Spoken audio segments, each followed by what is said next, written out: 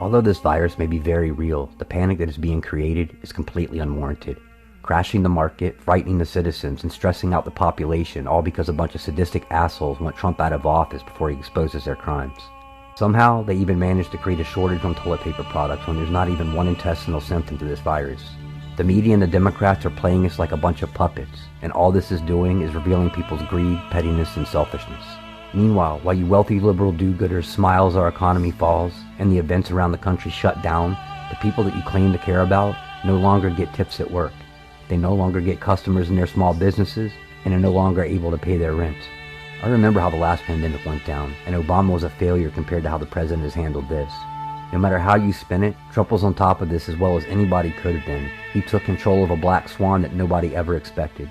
It is damn well obvious that if Trump could walk on water, you snowflake traders would just say he couldn't swim. Whether you like him or hate him, you think this would be the time to drop the political charade and be part of the solution instead.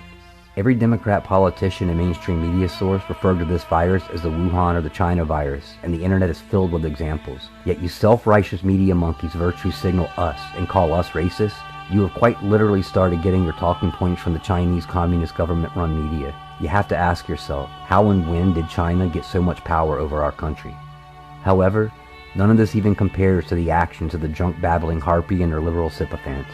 You act as if our president is not doing everything he should, and you blame him for your slow crawl. If there was ever a time where we need to work together for the people, it is now.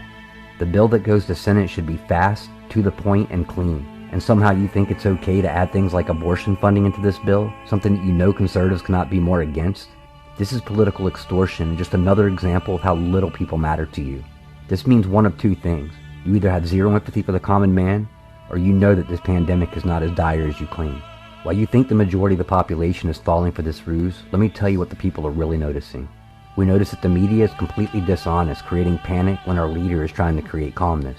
We see how the media is more focused on political semantics and disrespecting our president than they actually care about the threat. We realize that we are dependent not only on supplies from another country, but a country who was our enemy and started this whole problem to begin with.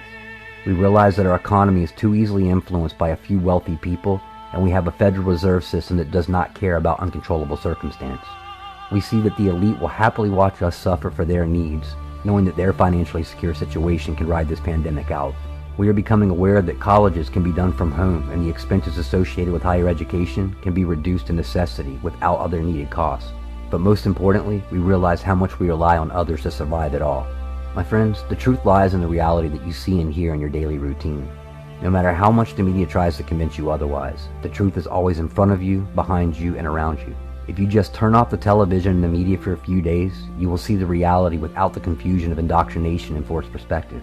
Take this quarantine and make the best of it, understanding that not all is what it seems. Put down your phones, enjoy the time with your families, and get to know one another again. Write the book that you've always talked about. Paint a work of art. Just enjoy the things that we have taken long for granted.